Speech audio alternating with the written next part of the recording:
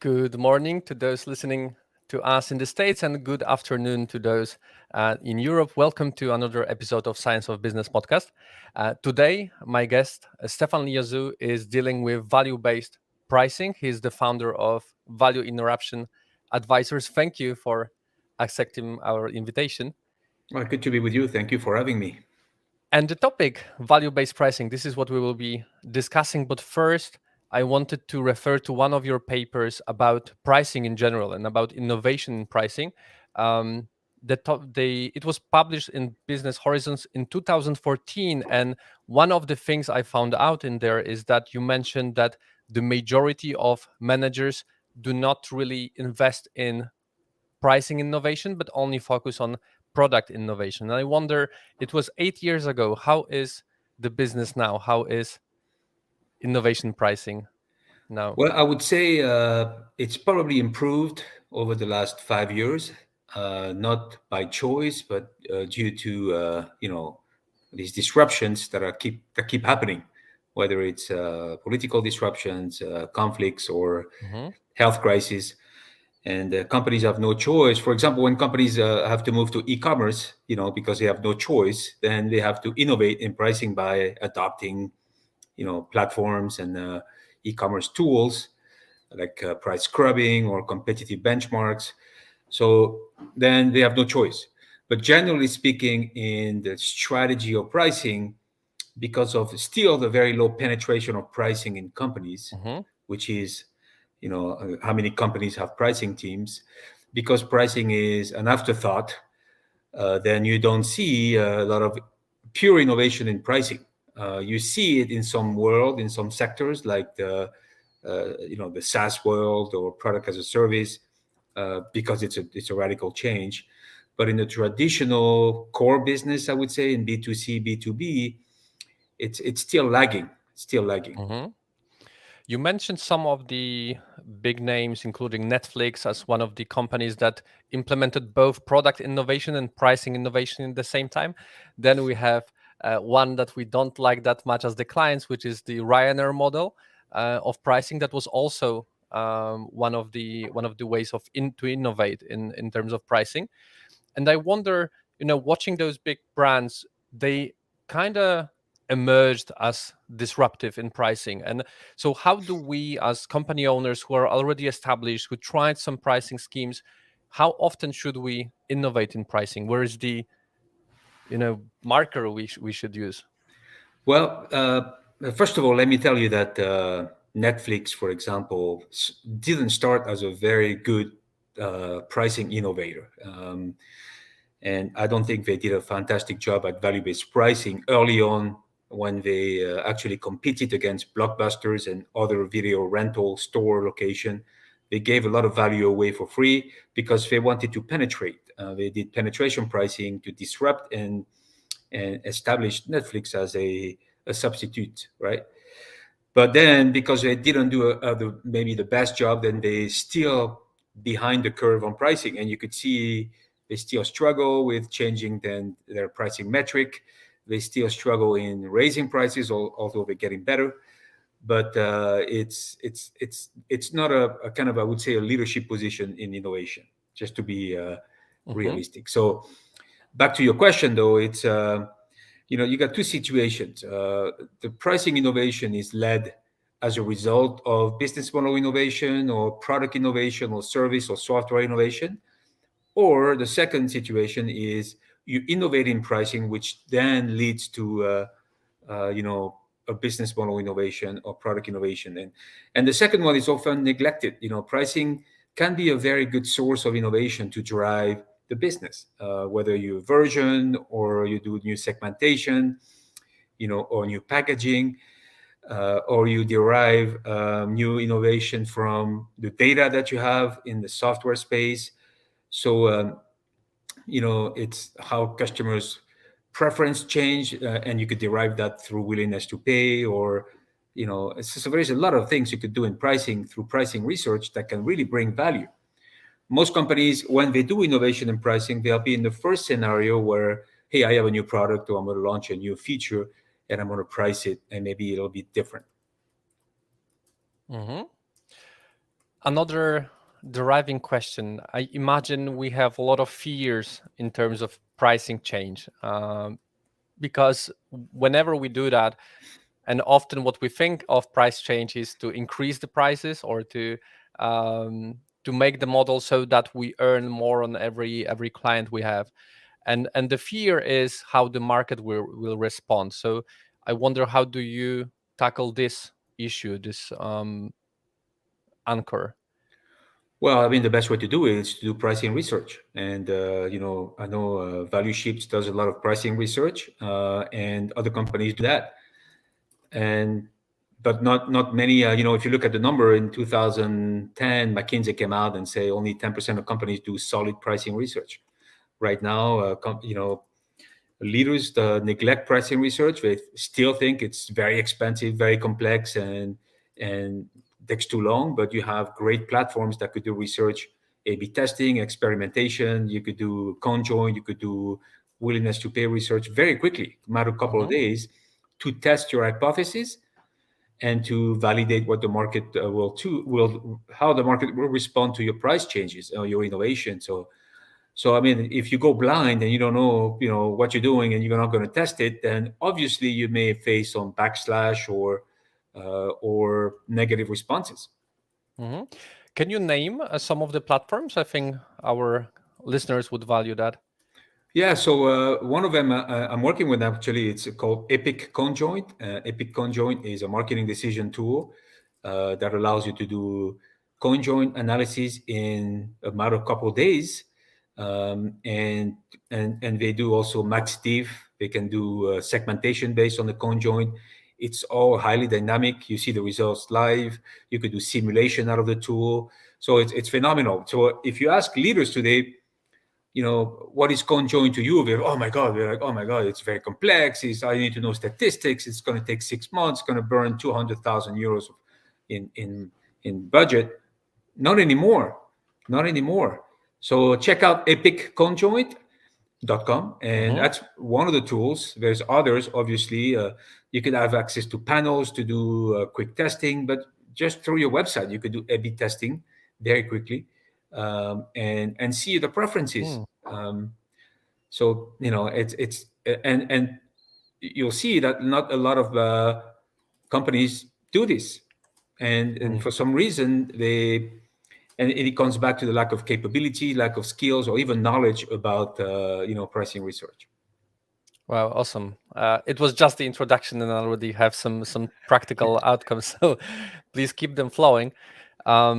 And moving on to, before we jump into value-based pricing, I also wanted to refer to one of the papers that surprised me in some way. It's about pricing orientation, pricing capabilities, and film performance. And this one was published in Management Decision. So in there, one of the results was that competition-based pricing gives even worse results than cost-based pricing, and especially worse results than value-based pricing. And I wonder, why is that? Because in many circumstances, I think the market does compare to their competition and try to set their prices based on competition. Why it's not the best tactic? So first of all, that paper, as you read it, you see a lot more research that was done on competition-based strategies and how that destroys value. And there is actually a very famous papers from Fred Colopi and company on. They track companies for 20 years and look at those who do competition-based strategies, and most of them disappeared. Uh, and and I think there is a propensity when you do these kind of strategies to enter in price wars, to fight nonstop, and to have that war. I need to beat competition, and the end result is a mindset that destroys customer value, shareholder value. So we tested this. Based on that, we tested, these three pricing orientation and which one lead to superior pricing performance. And the result shows clearly that competition-based pricing is a negative relationship to profit. And again, I would anticipate that is because you mimic your competitors, and Hmm. some of your competitors are going to be low cost, low price, so you certainly do not want to follow their behavior. Other competitors in B2B play lots of games.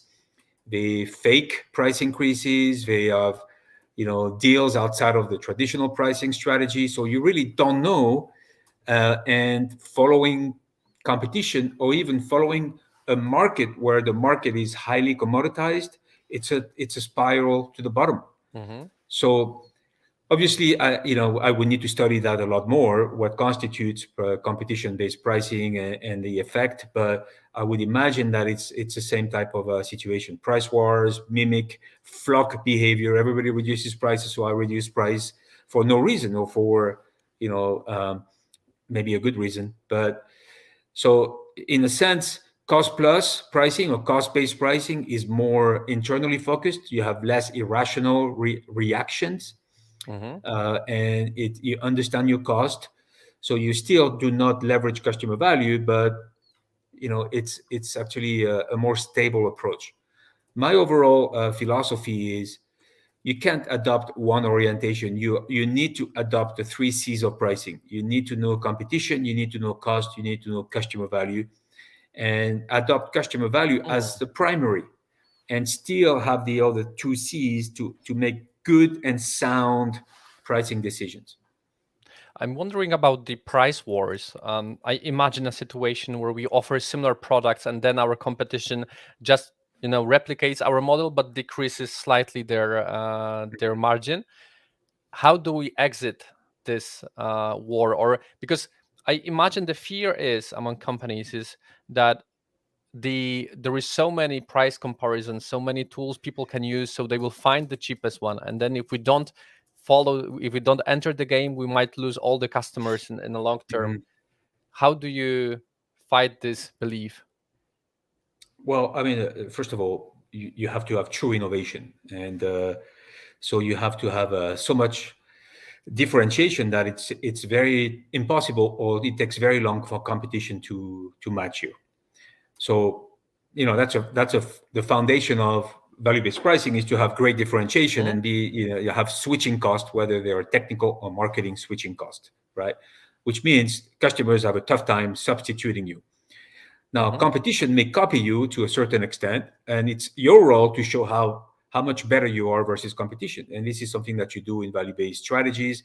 You constantly demonstrate your superiority through marketing, pricing, and selling, right?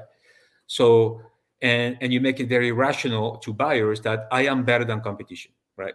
Now, Hmm. the third then point is competition is the same, right? And then it becomes pricing tactics and changing your business model. That's changing your approach to market. This is why then companies are moving to subscription, pay per use, outcome based bundles, hybrid systems, because you always stay one step ahead of competition.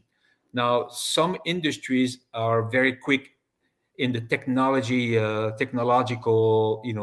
upgrades, and competition catch up very fast. That means you have to do faster innovation, Hmm. right? So it's a name of the game. At the end of the day, you look at what influences positively pricing power.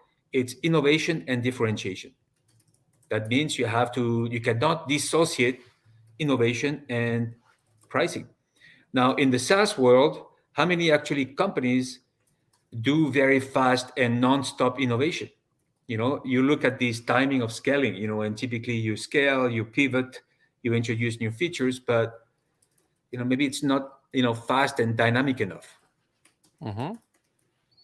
Wow, like I started to think in the back of my head if there are any branches of business where it wouldn't be possible to differentiate by some simple innovation. And even in pure e-commerce, I realized that sometimes I'm choosing one brand over the other because the way they pack Yeah. their shipping. So if they use paper tapes instead of plastic tapes, it's already a win for me, and it's the reason why I'm sticking with one than the other without comparing the prices. So I fully agree with what Well, you said. this is what you would do conjoint, and tell them, look at, maybe packaging is a variable for you that's very important, Hmm. and you could do rapid testing on conjoint. So in the conjoint world, you could set up panels, and you do ongoing conjoint to test different packages, right? And you'll see, based on what's happening in the world, whether it's conflicts or raw materials going up, or the preference will go high or low. And maybe now the national origin of the product is much more important because of these tensions around the world. Maybe the green is important today, it wasn't important 3 months ago. So Hmm. this is why pricing research and affordable pricing research is important. It cannot be an afterthought. Hmm. Wow. This leads me to um, not yet to how to do that research, but something that is, I think, a prerequisite is that we are acquiring some skills. And another paper that I was reading from you from MIT Sloan Management Review on rethinking your pricing strategy. And over there, you mentioned the price setting and price getting skills. And just for the listeners who never were aware of this distinction, how do you define it? Yeah, first of all, I mean, these two pillars are essential. And in that paper, we try to make it very simple, and the price setting, price getting are using terms that are understandable for by everybody, right? So there's a group of people in your organization that are going to set the price, right? They're going to product managers, marketing managers, NPI people, innovation managers. We're going to work on price setting, which is deciding which strategy do I use and how do I do my value models, my cost models, and my competitive analysis to get to a price that not only satisfy my targets of ROI or but also capture a fair amount of customer value. So in the price settings, capabilities, you have all this the stuff that we talked about already. The understanding of the pricing strategy, to Mhm. being able to do price sensitivity analysis, being able to do pricing research, and managing the three C's of price setting. So it's quite intense, but it's important because then that goes into all the guidance and all the strategies that you would communicate to the other side of the go-to-market teams, which is sales, customer success, and all these teams, right? Which are going to be deploying and executing the pricing strategies. And this is how we get to price getting. The price getting is the materialization, the operationalization of pricing strategy through tactics. The Mhm. discount structure, the rebate structures, the maybe some packaging changes, the dynamism of your pricing tactics, the systems you use, the governance, how do you structure your teams. All that stuff is price getting, right?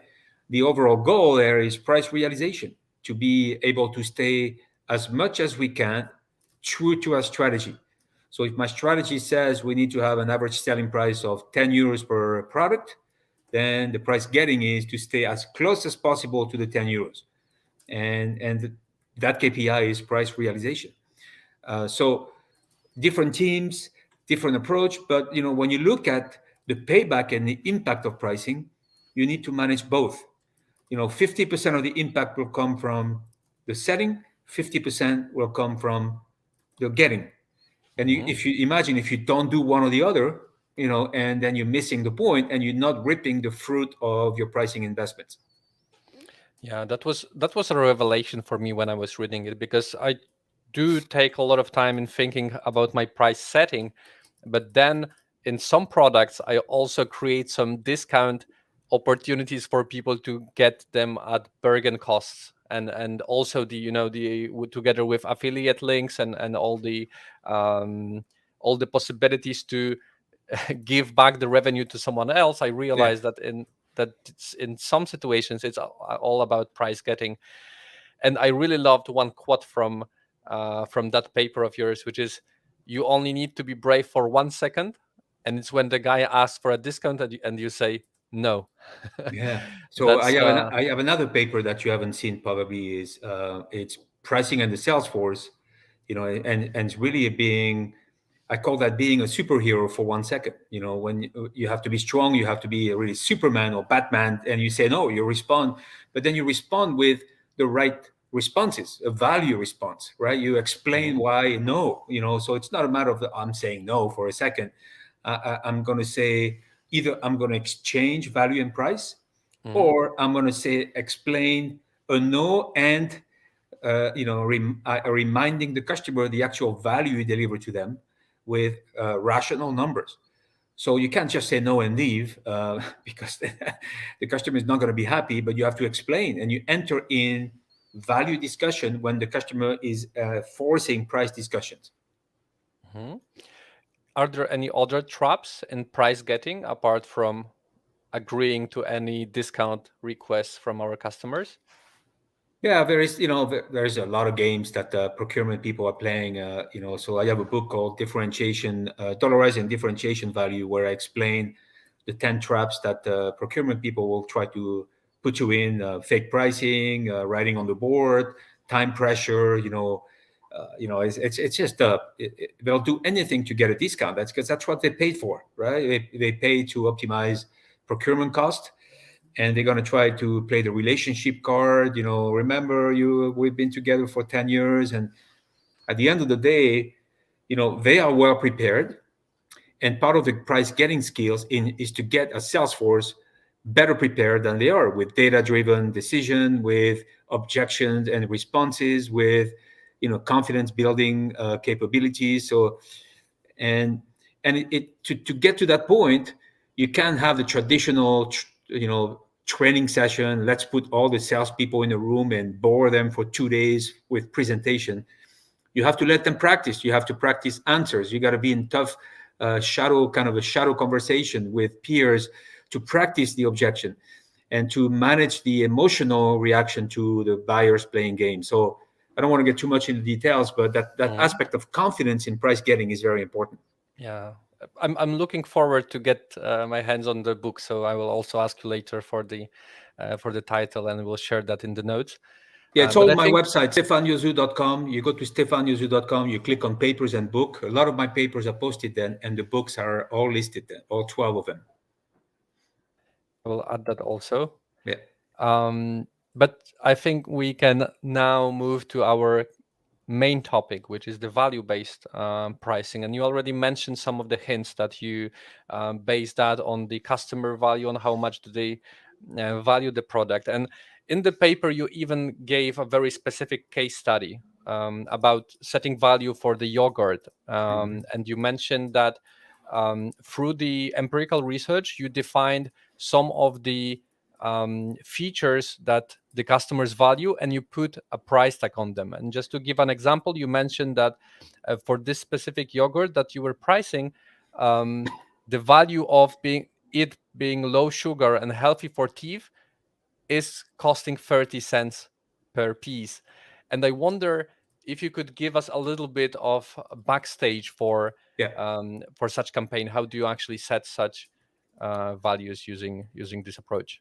Well, so this is typically the result of a conjoint analysis, right? In a conjoint analysis, you will have potentially 8 to 10 variables, 10 max, 7, 8 variables are typically what you would use. And one of them would be the low sugar, good for your baby, right? Another one may be the green package. Another one could be the flavor. Another one could be the brand, right? The quantity. So you would define these 7 or 8, and then within each of the variable, you would have different performance level, a yes, no, or sugar, no sugar, and pretty much you would create a panel of customers, and you would do choice cards, and customers would look at this Mhm. and tell you which one do you prefer, right? And obviously there's a lot of science behind the system. So you do these surveys, and at the end, what the conjoint analysis will give you is what we call the utility of each of the variable and the difference in price value contribution at each level. So let's say you say no sugar, good for the baby. It's a very high impact on what you could charge on pricing, right? And it will give Mhm. you the value, the 30 cents, because they derive that from the preference from customers when they choose the cards, because in the cards, there is a price level, right? Mm. Each one of the variable is price. So they would look at the variation in the responses and the Mhm. connection between the sugar, no sugar, good for the baby, and price. And they derive what's called the utility of that variable. And that's fantastic. And that right now you could do that on a new product. I mentioned a company before, Epic. They could do that in 3 days, in 2 days, or even same day if you want. If you're not sure of the value of that one feature, whether it's a software, a yogurt, or an industrial product. You do a quick conjoint in 2 days, 10,000 euros if it's a big opportunity. And not only you get this utility and the ideal product profile, but you get a market share analysis and a sensitivity to market share based on price, and you make a data-driven, customer-centric decision. And that's Wow. essential in value-based pricing, as you can imagine. Yeah, and it also seems simpler than when you just are stuck with the only information that you need to ask your customers about the price. Because what people tend to do is that, okay, so how much would you pay for my Yeah. service? And that's all the market data that they gather. Well, you could, obviously, willingness to pay research is also an option, and you could say what's the highest price you would pay, what's the lowest price you would pay, and obviously, it's more direct questioning, and Mm-hmm.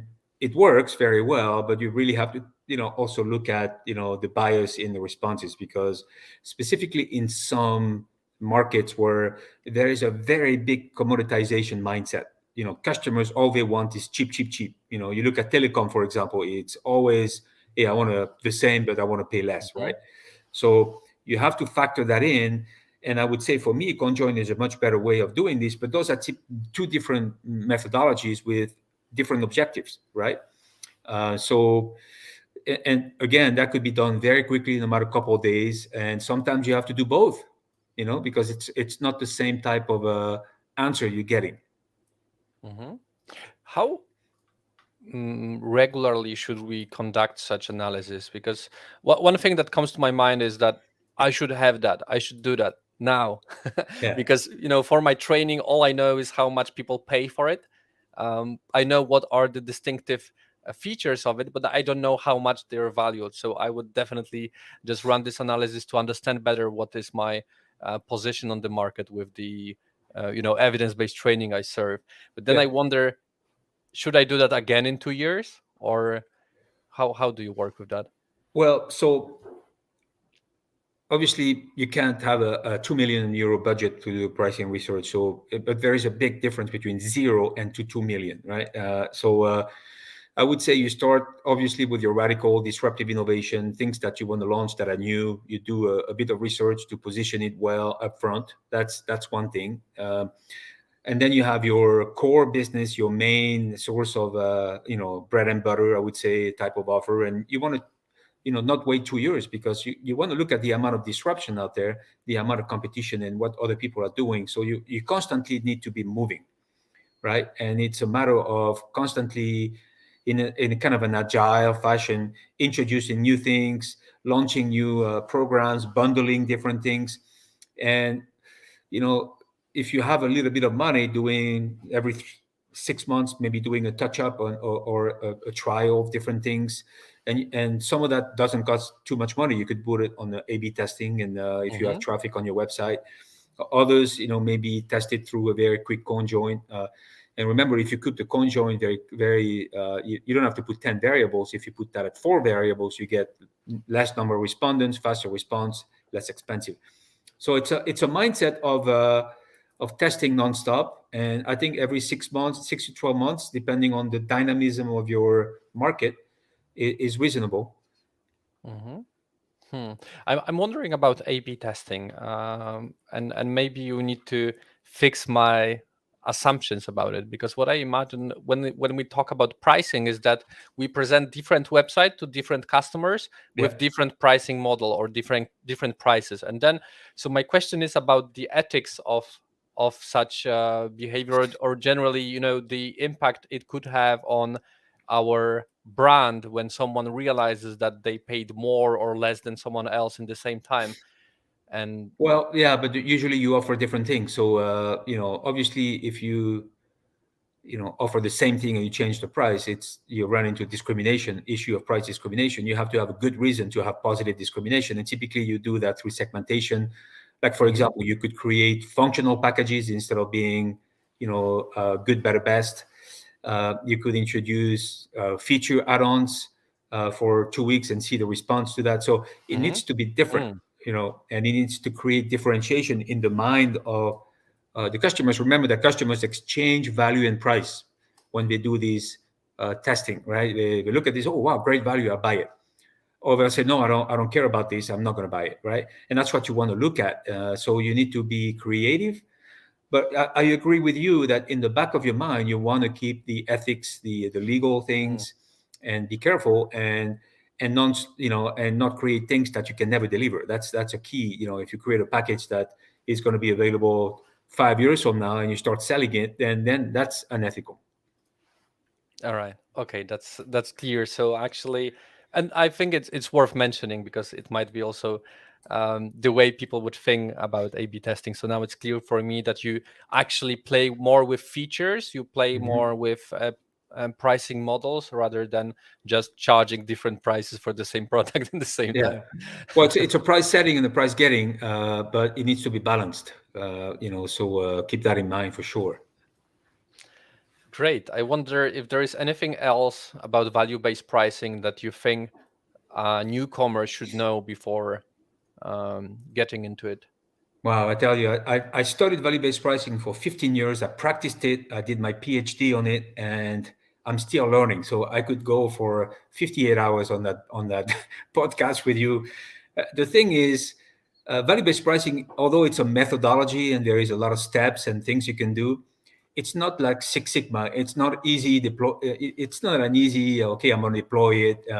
It's going to be different for every company, and that's hard to understand for a lot of people. They think, oh yeah, here's a methodology. I read a book. I'm going to do it.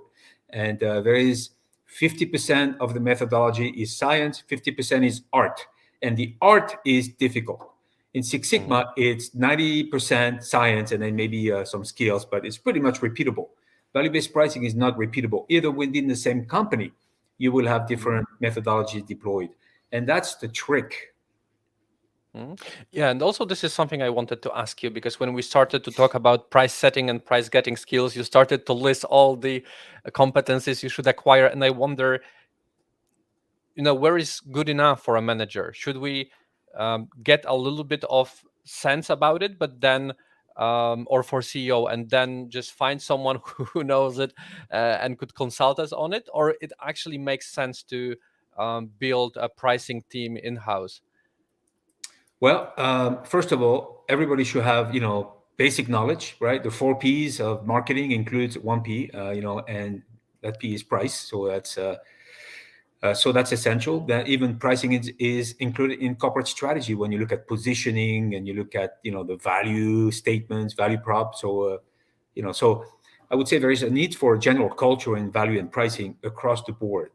Now, if you get started, you want to make sure that your product managers are excellent in pricing, and it's not a choice. It should be part of the requirements. It should be in the job description, and for that, you could be certified in pricing through the Professional Pricing Society in the U.S. It's called the CPP, Certified Pricing Professional, and you get the required skills, and then you get certified maybe in value-based pricing. I have my own certification there that I offer, and that's it. Now the same could be told on the sales guys. You need to be able to be good at pricing and negotiation and value selling, and and eventually, and I often discuss that with SaaS companies. Eventually you want to have a pricing and packaging or monetization expert on your team, because then as you scale, everybody gets more busy or busier, sorry, Mhm. and you want to have an expert that makes it easy for everybody, especially on the price setting, right? So um, so maybe not at the beginning, but I had a discussion with a software company in France 2 weeks ago, and I told them I think next year you're ready to have a full-time value-based pricing monetization, because you have about 45 SaaS offers, and now you're getting into the point where someone needs to inject pricing innovation, pricing value-based pricing science beyond what your solutions manager know, right? Mhm. Okay, that's I think that's also some sort of benchmark to know how big one should be to be full time, have full time pricing staff.